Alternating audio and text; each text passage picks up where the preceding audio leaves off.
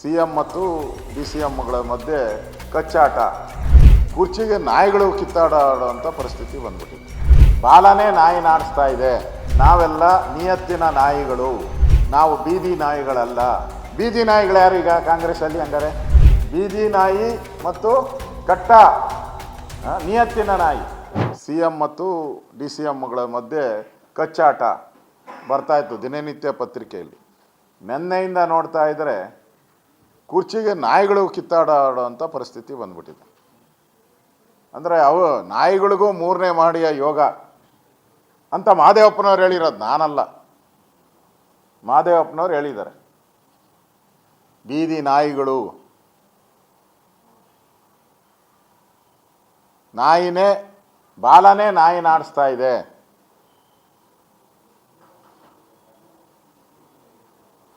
Supreme court ಹೇಳಿದೆ ಈ ನಾಯಿಗಳನ್ನೆಲ್ಲ ಒಳಕ್ಕೆ ಹಾಕು ಅಂತೇಳಿ.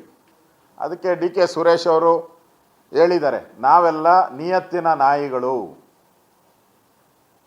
ನಾವು ಬೀದಿ ನಾಯಿಗಳಲ್ಲ. ಅವರೇ ಹೇಳಿಕೆ DK ಸುರೇಶ್ ಅವರು, ನಾವು ನಿಯತ್ತಿನ ನಾಯಿಗಳು. ಅಂದರೆ ಬೀದಿ ನಾಯಿಗಳು ಯಾರು ಈಗ ಕಾಂಗ್ರೆಸ್ಸಲ್ಲಿ? ಹಂಗಾರೆ ಹೇಳ್ಬೇಕಲ್ಲ. ಈಗ ನಂದಲ್ಲ ಇದು ಯಾವುದೂ, ಎಲ್ಲ ಮಹದೇವಪ್ಪಂದೆ. ನಾನು ಏನು ಹೇಳಿದ್ರು ಮಹದೇವಪ್ಪ ಜಾಯಿನ್ ಮಾಡ್ಕೊಂಬಿಡಿ ಮಹದೇವಪ್ಪ. ಈಗ DK ಶಿವರು ಹೇಳಿದ್ರೆ ನಾವು ನಿಯತ್ತಿನ ನಾಯಿಗಳು.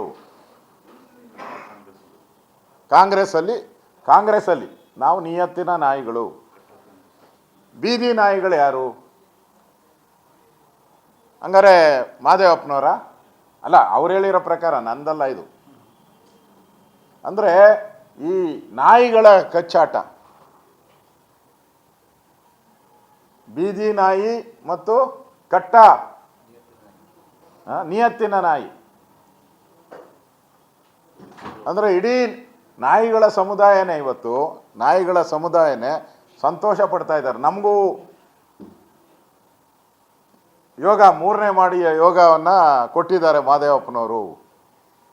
ಒಂದು ಕಡೆ ನಮ್ಮ ಸ್ಪೀಕರ್ ಅವರು ನಾಯಿಗಳನ್ನೆಲ್ಲ ಹಿಡಿದು, ವಿಧಾನಸೌಧದಲ್ಲಿರೋ ನಾಯಿಗಳನ್ನೆಲ್ಲ ಹಿಡಿದ್ಬಿಟ್ಟು ಎಲ್ಲನ ಒಂದು ಕಡೆ ಅವ್ರಿಗೆ ಗೂಡು ಕಟ್ಟೋಣ ಅಂತ ಮಾಡ್ತಾ ಇದ್ದಾರೆ, ಗೂಡು ಹುಡುಕ್ತಾ ಇದ್ದಾರೆ. ಇಲ್ಲಿ ನೋಡಿದ್ರೆ ಮಹದೇವಪ್ಪನವರು ಮೂರನೇ ಮಾಡಿಯ ಒಂದು ಸುವರ್ಣಾವಕಾಶವನ್ನು ಕೊಡ್ತಾ ಇದ್ದಾರೆ.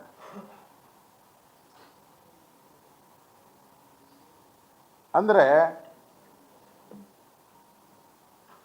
ಒಂದು ರೀತಿ ಕಾಂಗ್ರೆಸ್ ಪಾರ್ಟಿ, ಕಾಂಗ್ರೆಸ್ ಅವರು ಹೇಳೋ ರೀತಿ.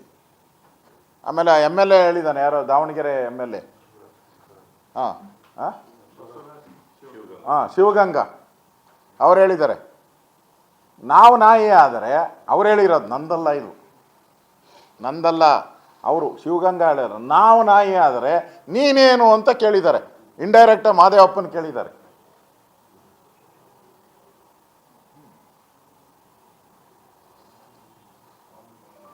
ಈಗಾಗಲೇ ರಾಮನಗರದ MLAನು ಕಾಂಗ್ರೆಸ್ MLA ಅವರೂ ಹೇಳಿದ್ದಾರೆ, ಈ ರೀತಿ ನಾಯಿನ ನಮಗೆ ಹೋಲಿಸೋವಂಥದ್ದು ಅವರ ಯೋಗ್ಯತೆಗೆ ಸರಿಯಲ್ಲ ಅನ್ನೋ ಮಾತನ್ನು ಹೇಳ್ತಾ ಇದ್ದಾರೆ. ಅಂದರೆ ಕಾಂಗ್ರೆಸ್ಸಿನ ಜಗಳ ಈಗ ಬೀದಿ ನಾಯಿಗಳ ಜಗಳ ಥರ ಆಗಿದೆ ಅಂತ ಮಹದೇವಪ್ಪನವರು ಹೇಳ್ತಾ ಇದ್ದಾರೆ.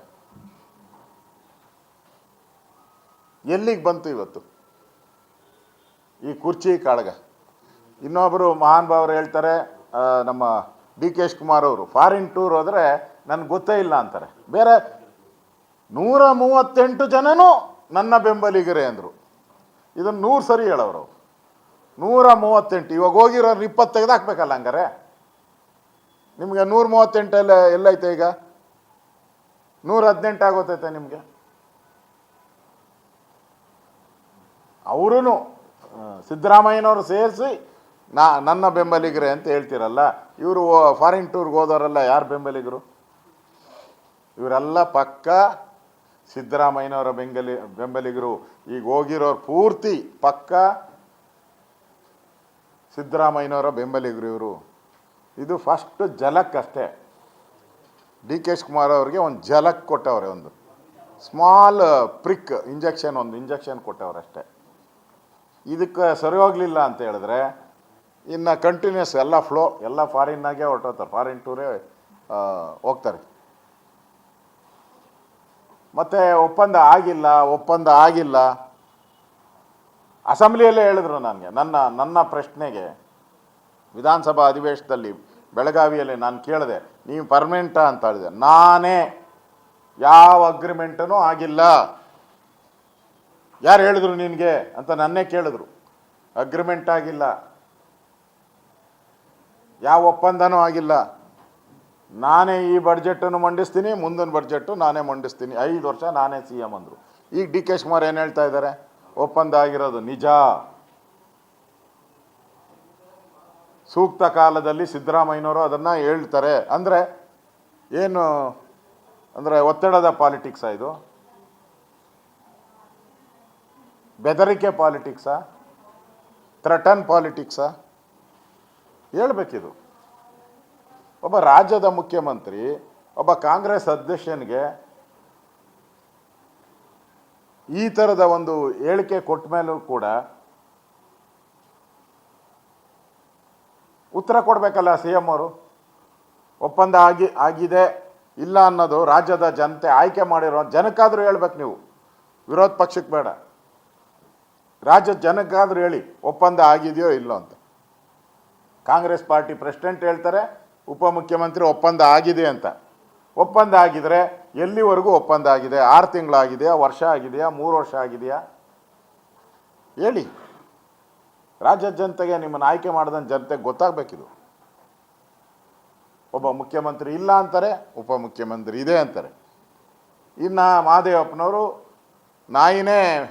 ಬಾಲನೇ ನಾಯಿ ಆಡಿಸ್ತಾ ಐತೆ ಅಂತಾರೆ. ಹಂಗಾರೆ ನಾಯಿ ಯಾರು, ನಾಯಿ ಬಾಲ ಯಾರು? ಅಂದರೆ ಬಾಲಗಳು ಯಾರು? ನಾಯಿ ಬಾಲಗಳು ಅಂದರೆ ಕಾಂಗ್ರೆಸ್ ಪಾರ್ಟಿಯಲ್ಲಿ ನಾಯಿ ಬಾಲಗಳು ಜಾಸ್ತಿ ಇದೆ ಅಂತ ಅರ್ಥ ಮಹದೇವಪ್ಪನವ್ರದ್ದು.